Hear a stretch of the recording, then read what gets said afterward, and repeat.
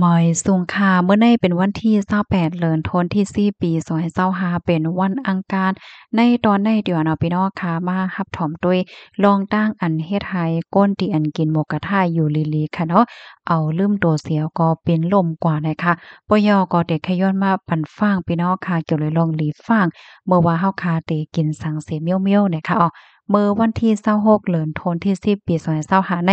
มีข่าวง่าวออกมาว่าว่ายหลังเสเกิดขึ้นเปิงเป็นอันอำทางอำเทิมค่ะเนาะมีก้นนะหอต่อเฮิรนหลังหนึ่งเข้าในกอไล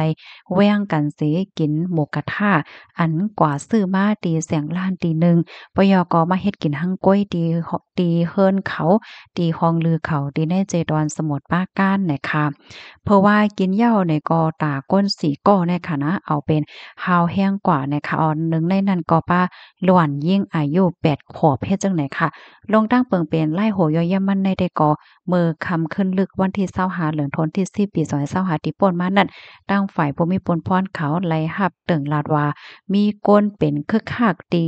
หรือดีหนึ่งเฮ็ดให้นั้นขนาดเนาะเจอเขาในได้ก่อต้องเจ็บฮาวแฮงโหเจ็บยอก็หากกว่าจังหวะเฮ็ดแหน่เนาะว่าหลังเสกินหมูกระทะเฮ็ดแหน่นำ เกี่ยวกับไปร้องในนางสาวธิดารัตน์อายุไล่29ปีก็เป็นแม่ล้วนยิ่งอายุ8ขวบปยก็หนึ่งในนั้นค่ะเนาะในก็รัดนี่ว่าในวันนั้นในเนี่ยเจอเขาทั้งหมดทั้งเสียงก็ได้มีกันอยู่7ก่อค่ะเขาก็มาตั้งวงแว้งแหวก็กินหมูปิ้งหมูย่างกินหมูกระทะจ้อมกันนั่นขณะเขาก็เอาเตาอั้งโลเตาถ่านในคณะกินดีห้องลือเขาเห็นไหนเขาก็ซื้อหมูซื้อเครื่อง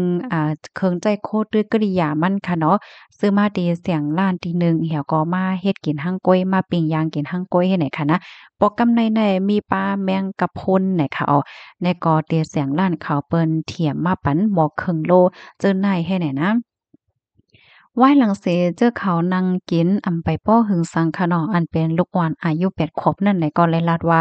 ต้องเจ็บในค่ะว่าอยู่ๆในก็ล้มลืมตัวเหี่ยวก็ล้มลงกว่าเฮ็ดจังได๋คะนะอันเป็นพายลงพายอ่อนในก็แต่เลยว่าจังหืออะออกมานั่นขนาดต่อหน้าก้นตั้งน้ำตั้งหลายเฮ็ดไหนคะกำในข้าวย่ำสืบมาถึงหน้าที่คณะผู้ใหญ่เที่ยง3ก็เป็นเหมือนเฮ็ดจังนั้น เที่ยงเฮ็ดไหนค่ะกำนันในเปิ้นก็สิฟ้นห้องตั้งฝ่ายมอยาเข้ามาจอยเทียมกว่าเฮ็ดไหนค่ะกำในว่าหลังสิไลต้องไล่ถามเจอเขาค่ะเนาะ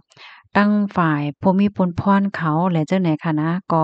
ไล่ทัดด้วยค่ะอันที่ในแว้งอันเขาวงกันแหวก็กินหมูกระทะนั้นค่ะนะมันถึงมี2ฝั่ง2ฝ่ายเฮ็ดจังได๋ค่ะนะฝ่ายหนึ่งอันเขาสิก็กินนั่นซ้ำในเขาเอาแมงกะพรุนได้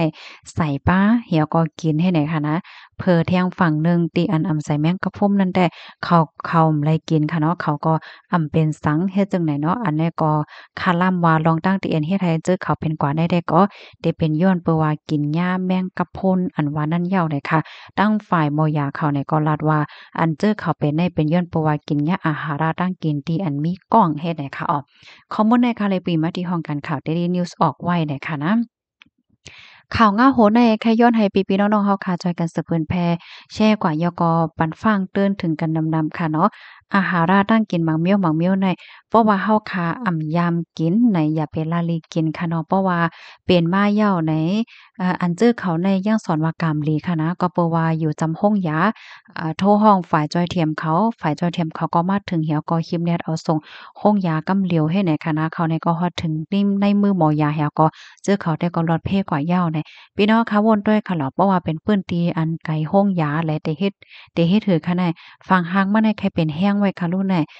ตองก็เจ็บหัวก็เมาตาก็รับสึงยอก็กันต้อยๆค่ะเนาะขี้ๆคักๆออกมาเฮ็ดให้นั่นค่ะน่ะป้อมือลงไว้เป็นว่าเฮ็ดไหนค่ะว่านะมันนังว่ามันเหมือนจังขี้คักสองโหนเฮ็ดนั่นนะกูก็ตั้งคิดตั้งฮักเฮ็ดให้นั่นค่ะน่ะ ก็นั้นแหละเพราะว่าเฮาค่ะตั้งใจมั่นใจได้เด้แน่อย่าไปกินค่ะเนาะบางมื้อแน่เฮาค่ะหันเปิ้นกินเนาะย่อก็เปิ้นกินแล้วอยู่ในมันติมีรายเหตุมันค่ะเนาะว่ารายตัวมันเป็นจังไดรายแกงมันเฮ็ดให้ได้เลยใส่หือๆให้กินเฮ็ดอันนั้นน่ะบางปองมาเฮาหันเปิ้นกินอยู่เฮาก็มากินจ้อมในเฮาซ้ำไปฮู้จักไปย่ำกินโพดลายเฮ็ดกินมันไหนสั่งทุก กินยาแม่นติอันเป็นก้องเป็นหังในมันก็ซ้ำจังเป็นเพศถึงสายใจไล่เนี่ยค่ะเนาะอันในตอนที่1เนี่ยแค่ย้อนให้พี่น้องค่ะฟังสติกันเนี่ยค่ะกับในตอนที่2อันนี้ก็เหมือนกันค่ะเนาะมาเมียวๆเพราะว่าเฮาค่ะยามกินเฮาสุไลกินเฮาต้อนกินไหนๆอย่าไปละลีกินเพราะว่าเฮาค่ะหันว่าเปิ้นกินอยู่เนี่ยก็หาเลยเพี้ยนด้วยลีๆเสียกว่าไหนค่ะมีลองหนึ่งใครๆเนี่ยเป็นพี่น้องค่ะอันนี้เป็น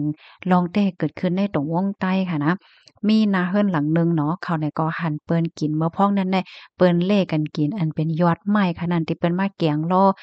เนื้อไก่5อำนั้นก็แกงล่อผักให้เปิ้นกินนั่นค่ะนะยุ่มยามว่าเป็นยาเป็นหางเฮ็ดจังได๋นั่นค่ะนะเนาะนาเฮือนหลังนั้นซ้ำเขาก็วนว่า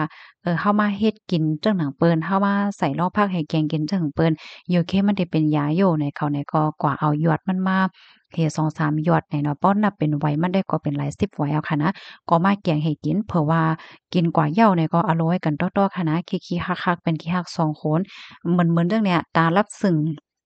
โอ้เจ็บต้องเจ็บแหน่อะโลยเปียใจเปียคอมื้อนั้นก็ตั้งไฟหม้อยักษ์เขาก็ว่าอาหารามีกองให้ไหนนั่นค่ะน่ะเป็นเฮี้ยงติเฮี้ยงว่าซัมป้อมไข่ขามไหลให้ไหนนั่นน่ะเนาะอันนี้ก็ลองอยู่ได้เด้อันเต้มันไหนยอดอันนั้นนั่นพอถามว่าเปิ้นกินถ้าเปิ้นก็กินอยู่ก้อยกะว่าเปิ้นได้กิน1ไหม2ไหม5เนี่ยมันได้มีขนาดเนาะลายกินมันเหมือนจั่งว่าเพราะว่าเฮาคาใส่น้ำหลายก๊อกแต่ละใส่ไว้มันหลายไว้ให้เนี่ยเพราะว่าเฮาคาซ้ำไรเห็นหูปาคักตอนการกินมันแหน่เฮาคาซ้ำกว่าเอามาเป็นยอดเป็นยอดเป็นหลายสิบไว้มากินแหน่มันก็เลยหับไหม้อันนั้นมันกองมันแห้งน่ะบนตินั่นค่ะน่ะมันก็เตอเคิกแต่ว่าเฮ็ดจั่งไหนเนี่ยค่ะในก็ยุ่มยำว่าแต่จังเป็นขอฟังถึงบรรพี่น้องเฮาเนี่ยค่ะเนาะอันใดที่เฮาคำยำกินเนี่ยก็กินในเกาหลีเพราะว่าใครกินแต่ว่าเนี่ยก็โลกเลยเลยเพี้ยนด้วยหลีๆค่ะนะว่าเปิ้นกินหนึ่งปอกในกาหือตั้งนำตั้งเอมันกาหือคักตอนมันเป็นหือพองให้แหน่เนาะค่ะย้อนให้กูก็อยู่เลยกินหวานในรอดเพกันค่ะเนาะหมอยทรงค่ะ